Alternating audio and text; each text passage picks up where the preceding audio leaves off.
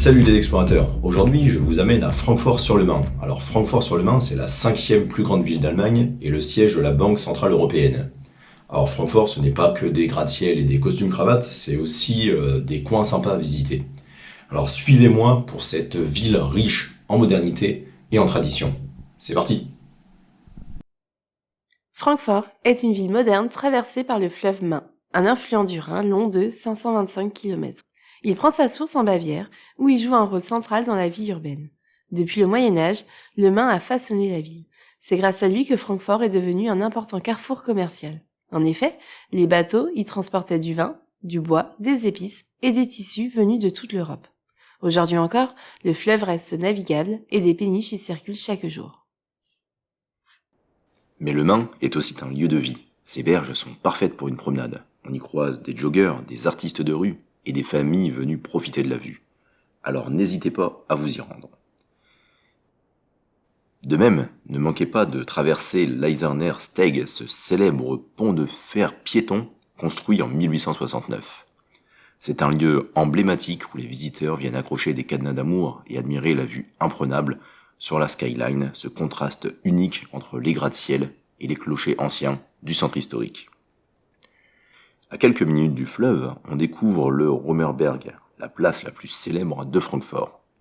Entourée de maisons à colombages reconstruites à l'identique après la guerre, c'est ici que l'on ressent le mieux l'atmosphère médiévale d'autrefois. Vous y découvrirez la fontaine de la justice, mais aussi le bâtiment principal, le Römer, qui abrite la mairie depuis plus de 600 ans. Poursuivons notre exploration du centre-ville avec le quartier Bockenheimer, réputé pour son côté dynamique, populaire et très apprécié des étudiants grâce à la proximité de l'université Goethe. On y trouve une atmosphère vivante, un peu bohème, avec de nombreux cafés et des petites librairies. C'est ici que vous trouverez un des bâtiments les plus élégants de la ville, l'Altoper, l'ancien opéra de Francfort. Impossible de le manquer avec sa façade majestueuse, ses colonnes corinthiennes et ses statues qui dominent la place. En 1880, il fut presque entièrement détruit par les bombardements pendant la Seconde Guerre mondiale. Pendant des décennies, l'opéra resta en ruine et avait pour surnom la plus belle ruine d'Allemagne. Finalement, il fut reconstruit à l'identique et rouvrit en 1881. Juste derrière se trouve un véritable havre de paix, le Bockenheimer Enlage. Ce grand parc fait partie d'une ceinture verte, construite à l'emplacement des anciennes fortifications médiévales, et vous pourrez vous y reposer loin de l'agitation urbaine ou aller admirer une de ces magnifiques fontaines. Et à présent, nous voici en visite du marché couvert de Francfort, où nous allons essayer quelques spécialités pour le déjeuner. Après la destruction de l'ancienne halle pendant la Seconde Guerre mondiale, le marché couvert a été installé dans ce grand hall en verre et en métal dans les années 1950. Sur environ 1500 mètres carrés, le marché regroupe plus de 150 étals où se mêlent produits locaux, spécialités régionales et encore saveurs venues du monde entier. À l'étage, une galerie surplombe les étals et offre une belle vue d'ensemble sur toute la halle au milieu des odeurs de pain frais, d'épices et de saucisses fumées. Nous voici donc maintenant au marché, alors avec 3 spécialités locales. Une escalope, donc ça c'est une escalope de porc, contrairement à l'escalope de dinde qu'on connaît traditionnellement en France. La sauce verte, une sauce traditionnelle à Francfort. Il y a même a priori un festival de la sauce verte au printemps. Et le célèbre Apple Weiss. Alors, ça ressemble à du vin et du cidre mélangé, mais c'est sympa. La sauce verte, composée de 7 herbes locales, est en effet une des spécialités à ne pas manquer à Francfort. Poursuivons à présent avec 2 bâtiments qui symbolisent particulièrement la dimension religieuse de la ville. Tout d'abord, l'église Saint-Paul. Alors cette église, elle est très particulière. En effet, à l'intérieur, on ne trouve pas de vitraux colorés ni d'autel, mais un grand espace circulaire, lumineux et presque solennel. C'est assez étonnant, n'est-ce pas ? Donc nous voici en pleine visite de la cathédrale Saint-Barthélemy de Francfort. Donc une cathédrale toute en pierre rouge qui culmine à plus de 95 mètres et avec laquelle on a une vue magnifique sur toute la ville. La cathédrale semble à la fois sombre mais majestueuse avec ses hautes voûtes gothiques, ses colonnes élancées et la lumière tamisée par les vitraux. Les murs abritent un magnifique autel baroque, des œuvres d'art sacré, des sculptures de saints. On retrouve également la relique de Saint-Barthélemy, le saint patron de la cathédrale. D'ailleurs, c'est dans cette nef que furent élus et couronnés les empereurs du Saint-Empire romain germanique entre le XIVe et le XVIIIe siècle.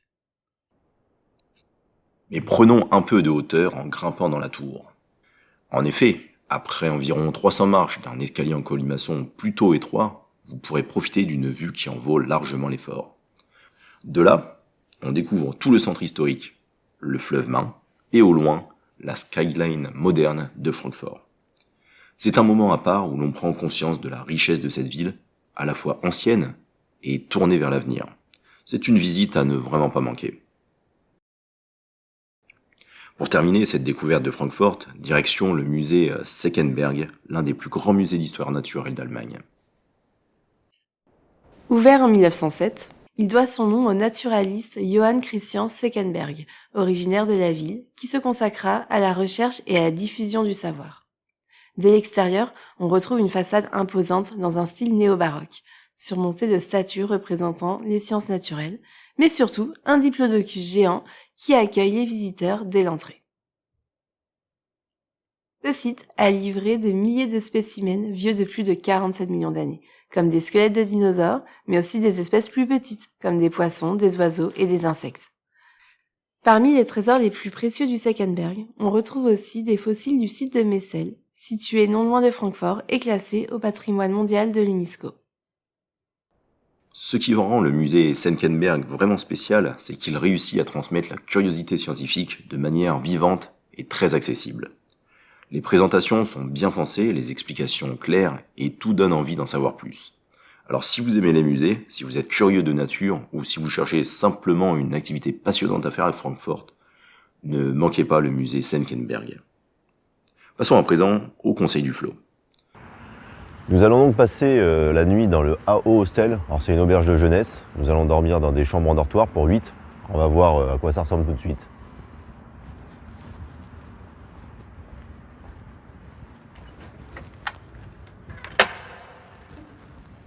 Cette auberge de jeunesse est plutôt bon marché et se trouve à une petite quarantaine de minutes de marche de l'hypercentre. Les chambres sont assez spacieuses et bien aménagées. Les draps ne sont pas de première qualité, mais ça reste confortable pour 1 ou 2 nuits. L'auberge offre un accueil 24 heures sur 24 avec un personnel souriant, ce qui est très pratique pour les voyageurs en road trip ou les arrivées tardives. Le plus gros bémol est la salle de bain qui, elle, est un peu petite, surtout pour 8 personnes, et qui n'est pas toujours très propre. Pour un petit apéro en fin de journée, je peux aussi vous conseiller le Boothaus. Du coup, nous sommes venus sur un bateau-bar, donc un petit bateau qui borde le long du Main, sur lesquels vous avez aussi une super vue sur la ville et puis aussi sur le fleuve avec les bateaux qui naviguent derrière. Et puis là, nous allons commencer une petite dégustation de fromage et de bière, boisson traditionnelle en Allemagne. La cuisine était assez originale, avec des prix tout à fait raisonnables. C'est un bel endroit pour profiter du fleuve. C'en est donc fini pour cette vidéo de Francfort. Vous avez pu voir que c'est une ville très agréable à visiter pour profiter d'un long week-end et qui au final ne coûte pas trop cher. On se retrouve bientôt pour une nouvelle vidéo. À plus!